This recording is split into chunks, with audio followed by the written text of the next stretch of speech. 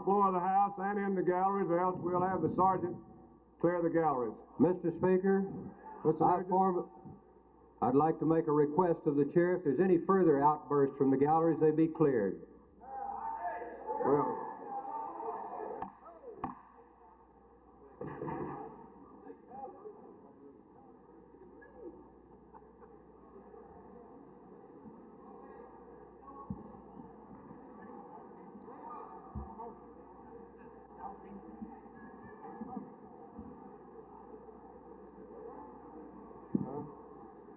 Mr. Speaker, Mr. Allred, parliamentary inquiry. State your inquiry. Was the chair's request to the gallery that they remain quiet so they can watch the debate? The chair did not intend to rule, did it, that the people of Texas don't have a right to observe our proceedings?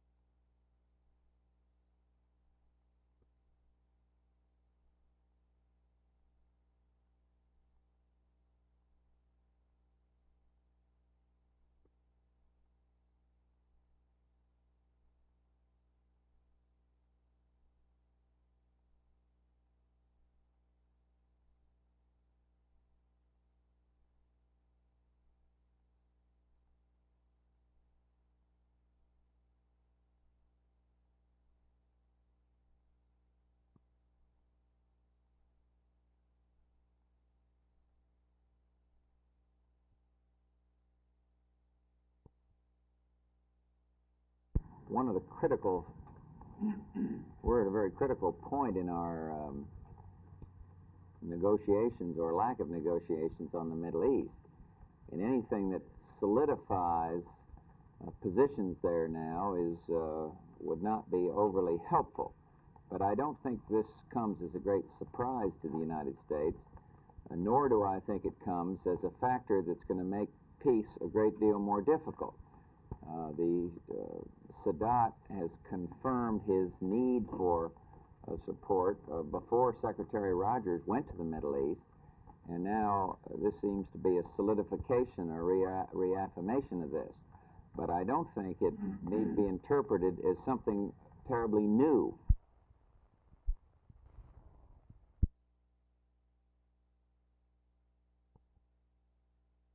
Number one, make them aware that this funding and retraining money is available, number one. Also, that to get them to thinking in terms of the fact that they don't need an aerospace or engineering or defense type of job to bring these unemployed into their business or industry.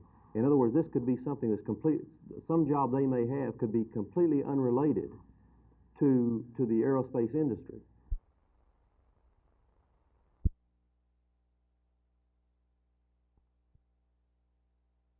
I thought we had a tremendous effort, Jerry. We obviously were a little bit weakened by the previous weekend up in Montreal, but I thought all the boys really put out, and we were very unfortunate to lose the game. I think everybody who was there would agree with that.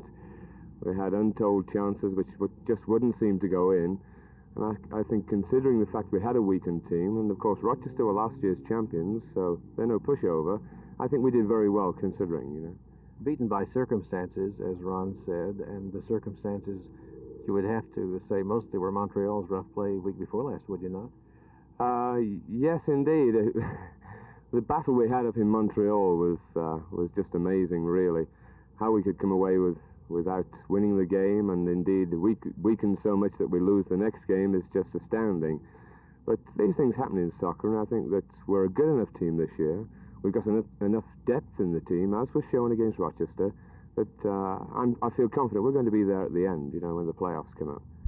Are you looking forward to playing Atlanta? I sure am. We beat them the first time, and this time we have to beat them, because if we don't, then we're in bad shape. But if we do, then we'll probably go up first place, and that's good. Yeah. How do you feel about this Tornado team as compared to last year's? There's no doubt about it. It's the best team we ever had. and the fact that we lost last game and we tied the game Montreal is just, I think, coincidences working against it, that's all. Even though you didn't get to make the Montreal trip, I'm sure you, from what happened to the club, are looking forward to Montreal's return here on July 24th, are you not? Oh, I sure am, because in Montreal not only we lost points, but we lost a couple of players because of injuries, which they did on purpose. So I think that's a shame, and I'm looking forward to the second game here. I think we deserve to lose here.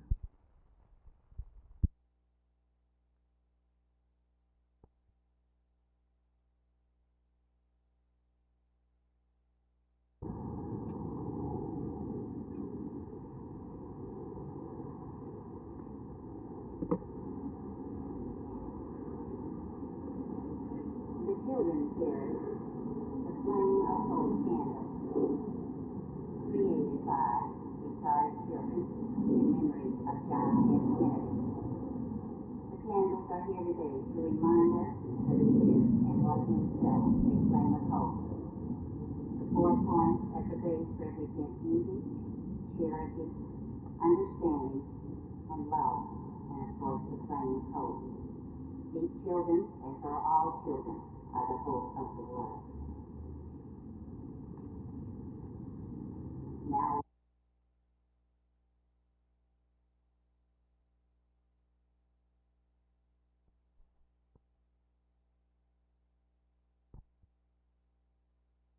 Are you aware of that court's ruling? Mr. Reed, I'm very aware of that particular case, which is on appeal, which means it is not a final decision. Therefore, we do not know what the net result will be.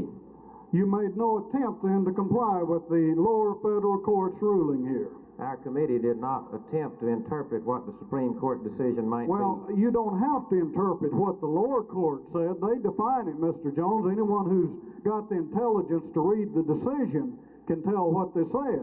Have you read the decision?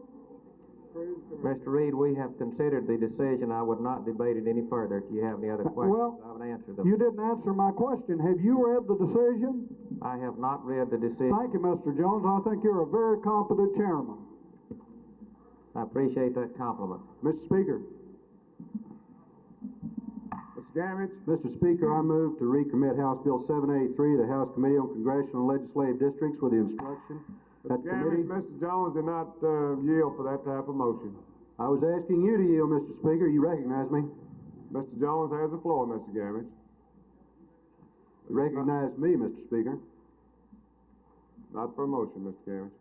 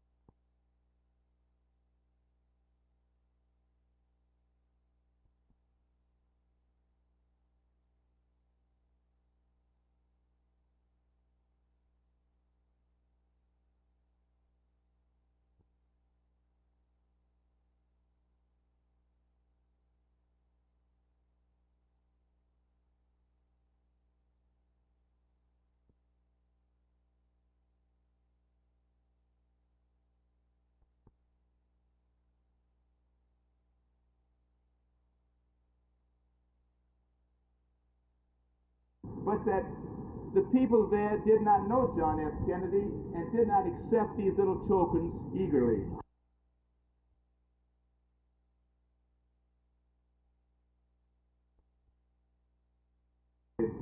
growing and feeding on itself. But John F. Kennedy was no myth. He was a human man, an imperfect man, a fallible leader who knew well that he had promises to keep and miles to go before time closed in on him. But he brought to our country a vision of greatness, a thrill of hope that we will never quite get over, or with a Camelot nostalgia ever quite forget.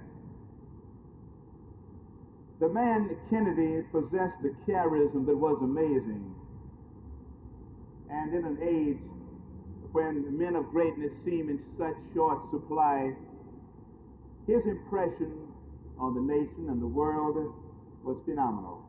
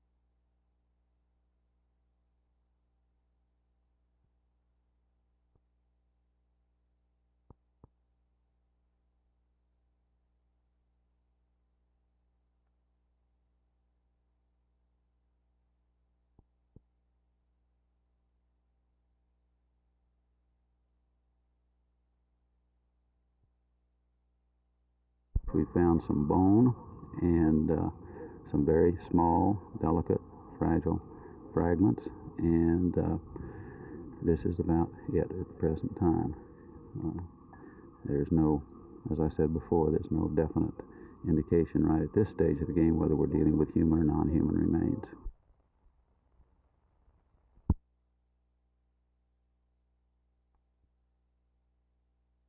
Jerry, Channel 5 News contacted the husband and father of the missing women, Robert Gentry Elston, today at his office here in Oklahoma City. We asked for comment on this latest development in the long-pending case. Elston said he believed the news media had done him a disservice with undue publicity prior to any positive identification of the bones at Fort Worth, and he believed no useful purpose would be served by any comment of his at this time. However, Elston indicated should the bones be positively identified as those of his missing wife and daughter, he would then, in his words, be happy to talk with the news media. It was 9 o'clock the evening of November 21st, 1963, that Mrs. Margery Elston and her 18-year-old daughter, Melinda, left their home at 6420 Sterling, just outside Warr Acres here in Oklahoma City. Police traced the women to a neighborhood grocery, then to a brief visit with friends in fashionable Nichols Hills. The women have not been seen since. However, tips from jail inmates have led officers to several search sites, the last known 2 years ago at a well near Kiefer, Oklahoma, and that's near Sapulpa. Neither the women, their car, nor the $4,000 worth of jewelry that they were wearing have ever been located. Oklahoma officials do say, however, that if the bones near Fort Worth are positively identified as those of Mrs. Elston and Melinda, they do have a suspect. This is Joe Halbert Jr. reporting from Oklahoma City.